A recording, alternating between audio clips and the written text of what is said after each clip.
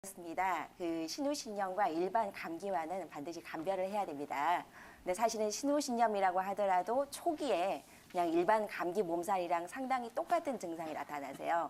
고열도 아니고 약간의 미열, 또 오한, 몸살기, 두통 이런 정도의 증상만 나타나기 때문에 그냥 일반 감기로 오진을 해서 감기약만 처방받아서 드시는 경우에 신우신염이 좀 악화가 돼서 오는 경우가 많기 때문에 초반에 잘 감별을 해야 되는데요. 그래서 신우신염 같은 경우에는 아까 윤호진 원장님이 말씀을 하셨듯이 타진을 했을 때 통증이 나타나고 또한 빈뇨, 또 절박뇨, 또 배뇨통, 소변 볼 때 아프다던가 하는 그런 소변 이상이 증상이 함께 나타나기 때문에 두 부분을 확실하게 감별을 해주셔야 됩니다. 또한 일반적인 허리 통증과도 상당히 감별이 필요한데요. 신우신염에도 그 옆구리가 또 허리 부위가 계속 아프기 때문에 그냥 일반 허리 통증인가 보다 하고 치료를 받는 경우도 있는데 일반적인 허리 통증과는 달리 신우신염에는 이러한 고열, 또한 몸살 기운, 또 타진을 했을 때 통증, 이러한 또 배뇨통이라던가 소변을 자주 본다던가 긴박뇨나 절박뇨 등의 소변 이상 증상이 나타나기 때문에 확실하게 감별을 해주셔야 됩니다. 네, 그런데 이렇게 염증이 생긴 경우에는 일반적으로 항생제를 복용하는 경우가 굉장히 맞아요. 많잖아요. 네. 유민아 원장님, 그런데 항생제 복용이 근본적인 치료 방법은 될 수 없을 것 같은데 어떤 치료를 받으면 좋을까요? 예, 그렇습니다. 우리가 일반적으로는 급성 신우신염의 경우에 항생제를 투여를 해서 한 3일 내로 거의 좋아지기 때문에 항생제를 좀 많이 투여를 받는 경우가 많으세요. 그런데 급성인 경우에는 그렇게 해서 치료가 돼버리지만은 우리 어머님처럼 만성이 된 경우에 오랫동안 재발이 지속이 되는 경우에는 항생제만 계속 투여를 받게 돼버리면은 항생제에 따른 부작용이 상당히 많습니다. 그래서 예를 들어서 항생제를 계속 복용을 하시게 되면은 우리 몸이 그거에 대한 내성이 생겨서 나중에 정말로 항생제가 필요할 때 그 치료가 되지 않는 경우들이 많고요. 또한 항생제의 부작용 중 하나가 속이 울렁거리거나 구토를 한다던가 대장염이 생긴다던가 뭐 두통, 어지럼증, 피부 발진, 또 간 독성, 신독성까지 있기 때문에 반드시 남용을 하는 거는 조심하셔야 되고요. 이럴 때 사실은 우리 한방 치료가 꼭 필요하다고 할 수 있겠습니다. 네, 그렇다면 한의학에서 바라보고 있는 신우신염 어떤 관점에서 보고 있을지도 궁금하거든요. 원장님 좀 설명을 해주실까요? 예, 한의학에서는 이러한 신우신염과 연관되어 있는 그런 병명들을 제가 쭉 찾아보면은 일단은 임병, 또 융폐, 소변 분리, 뭐 뇨혈 이러한 여러 가지 그 조문들을 찾아볼 수가 있어요. 그 중에서도 특히 임병이라고 된 것을 특히 좀 중점적으로 볼 수 있는데요. 임병에서 또 여러 가지 원인들이 있어요. 급성이냐 만성이냐에 따라서 우리가 변증을 달리 해볼 수가 있습니다. 그래서 급성인 경우에는 그 습열이 하초로 유입이 돼서 그것이 축적이 돼서 나타난다 이렇게 보고 있고 우리 한의학적으로도 그 염증을 없애는 약들을 상당히 많이 씁니다. 그래서 방광에 습열이 많이 몰려 있느냐, 습열이 아래쪽으로 계속 흘러가고 있느냐, 또 간 경락에 습열이 울체되어 있느냐, 어혈이냐, 결석이냐에 따라서 뭐 용담상감탕이라던가 아니면은 뭐 팔정산이라던가 이러한 약들을 많이 처방을 하고 있고요.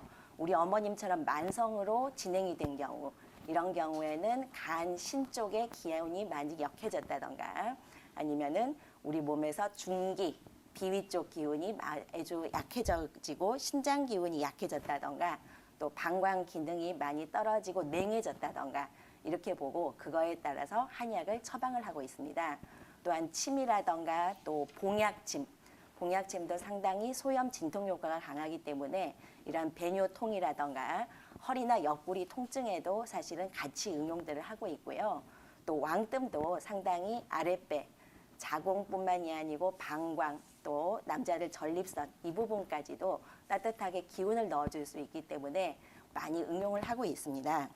또 뭐 평소에 내가 관리를 하고 싶다 그렇다고 하면은 반신욕이라던가 뭐 소금이나 쑥을 넣어서 이렇게 좌욕을 해주는 것도 상당히 도움을 많이 받으실 것 같습니다.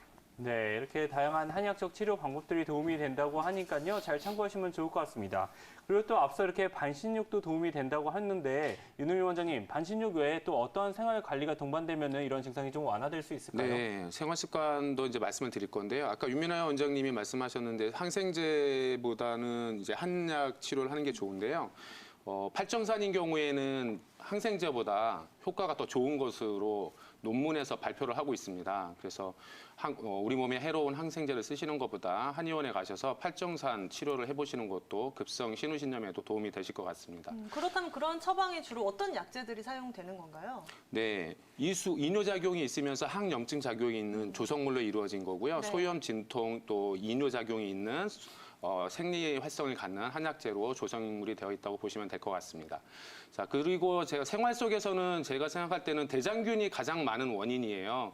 그러면 대장균이 있는 건 대장이니까 우리가 용변 보실 때 우리 항상 조심해야 될 게 뒤에서 앞이 아니라 앞에서 뒤로 이렇게 용변 보시고 난 다음에 청결을 유지를 해주시고, 그리고 또 하나는 충분한 수분 섭취가 필요하세요. 충분한 수분 섭취를 통해서 이뇨작용을 원활하게 해주시면 좋겠고요.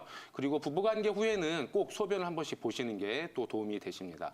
그리고 생활 습관 속에서 또 가장 중요한 게 면역력이잖아요. 네. 면역력을 높여주려면 충분한 수면, 그리고 또 운동, 그리고 규칙적인 식사를 하셔야 되니까 면역력에 좋은 음식을 잘 챙겨서 드시면 좋을 것 같습니다.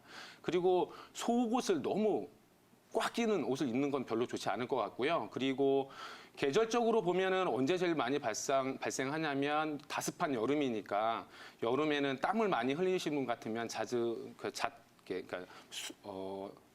샤워하고 목욕을 자주 해주시고요. 그리고 또 한 가지는 이제 소변을 보고 싶은 생각이 없더라도 낮에라도 한 3-4시간 사이로 소변을 보시는 게 도움을 많이 주실 것 같습니다. 네, 충분한 휴식과 수분 섭취, 그리고 용변 후에 청결한 습관 관리까지 이 생활 관리가 무엇보다 중요할 것 같은데요. 또 면역력이 떨어지지 않도록 내문 상태를 가장 좋게 만들어주는 것도 중요하잖아요. 그쵸. 그렇다면 윤민아 원장님, 혹시나 이렇게 면역력 혹은 장을 튼튼하게 해주는 운동법 어떤 것들이 있을까요? 예, 우리 어머님처럼 만성적으로 신우신염을 앓고 계시는 분들에게는 이렇게 장을 튼튼하게 해주고 또 아랫배, 또 신장 기운을 보충을 해줄 수 있는 그런 체조들이 상당히 도움이 많이 됩니다. 그래서 간단하게 알려드린다고 하면은 서 계시거나 아니면 앉아 계시거나 아니면 누워서도 하실 수 있으세요. 배꼽 아래 한 5cm 정도 내 몸에서 단전 부위, 이 부위를 중심으로 손은 그냥 배 위에 올리기만 하시고 아랫배를 허리 쪽 방향으로 쭉 당겨가지고 항문까지 딱 조였다가 힘을 빼고 또 다시 쭉 당겨서 항문까지 쭉 조였다가 힘을 빼시고, 이것을 하루에 한 50개에서 100개, 뭐 어떤 분들은 너무 많다 이렇게 말씀들도 하시지만은 그 정도는 꾸준히 한 번에 100일 정도 꾸준히 해보셨을 때 우리 몸에서 면역력을 올려줄 수 있고 신장 기운까지 튼튼하게 해줄 수 있는 좋은 건강 관리 비법이 됩니다. 또 아까 우리 윤용을 원장님께서 말씀해 주셨듯이 신장 그 부위는 우리가 내가 허리를 딱 잡았을 때 엄지손가락이 딱 닿는 부위, 그 부위를 우리가 신수자리라고 그래요. 그래서 그 신수자리를 내 손바닥을 이렇게 따뜻하게 비벼서 손을 따뜻하게 해준 다음에 그 신수자리 위에 딱 올려서 기운을 쭉 넣어주고 따뜻하게 해주는 것도 어느 정도 도움을 많이 받으실 수가 있고요. 또 마지막으로 하나 추천드리고 싶은 거 하나가 배꼽을 자극을 해주는 거예요. 그래서 배꼽 힐링기라고 이러한 작은 도구들을 이용해서 간단하게 하는 겁니다. 이것을 이 꼭지를 내 배꼽 위에 올려주시고 배꼽을 쭉 펌핑을 해가지고 배꼽 주위를 시계 방향으로 쭉쭉 돌리면서 풀어주는 겁니다. 예, 이 3가지 제가 오늘 추천드렸으니까 집에서 꾸준히 한번 해보시길 바랍니다. 네, 뭐 한두 번에 끝낼 게 아니라 꾸준하게 체조를 해보면서 내 몸 상황을 높여주면 참 좋을 것 같은데요. 자, 이렇게 운동법뿐만이 아니라 평소 또 식습관 관리가 정말 중요하잖아요. 그쵸. 자, 그렇다면 윤홍일 원장님, 우리 어머님 같으신 분들은 어떤 음식을 먹어주면 좋을까요? 네. 아나운서님은 어떤 음식이 필요할 것 같아요? 저는 아무래도 좀 이뇨작용을 활발하게 도와주는 수분과 관련된 음식이 있지 않을까 그쵸. 싶기도 한데. 어떤 여름 과일 걸까요? 중에는 수박. 네. 네, 수박도 있고요. 우리 어머님들 많이 알고 계시는 게 이제 옥수수 수염. 네. 네, 옥수수 수염도 이뇨작용이 있고요. 그리고 이제 검은 콩이 있는데요. 함리학적으로는 검은색이 신장을 대표하는 색이에요. 그래서 검은색 음식들이 신장을 보호해서 또 머리도 검게 해주고 항노화 효과도 있고 이렇게 되어 있는데요. 검은 콩은 이뇨작용이 있으면서도 신장의 기운을 북돋아 주기 때문에 익혀서 먹으면 신장에 좋다고 되어 있습니다. 그리고 강낭콩도 좋은데요. 강낭콩 역시 부종을 없애주고 이뇨작용에 좋습니다. 그리고 지금 말씀드린 옥수수 수염 말고 또 알고 계신 게 우리 어머니도 많이 알고 계실 거예요. 질경이. 질경이는 이제 전초라고 해서 뿌리하고 잎을 다려 드시면 되는데 그 열매가 차전자예요. 한의학에서 쓰는 차전자인데 그 차전자도 좋지만 질경이를 쓰셔도 좋고요. 활용하시면 좋을 것 같습니다. 근데 질경이는 또 좋은 게 또 하나 있어요. 어떤 점이요? 요산 배출을 잘해줘요. 그래서 통풍에도 질경이는 좋은 효과를 발휘할 수가 있습니다. 그리고 이제 깻잎이 있는데요. 오프닝에 우리 두 분 아나운서가 얘기하셨잖아요. 식중독. 네, 맞아요. 네. 근데 깻잎에 있는 페릴키톤이라고 하는 성분이 식중독에도 좋고 세균을 억제하는 효능이 있어서 그래서 아마 김밥에도 깻잎이 많이 들어가는 것 같아요. 네. 그래서 깻잎을 드시면 염증을 없애주는 데 효과가 있습니다. 그래서 깻잎도 많이 활용하셨으면 좋겠습니다. 네.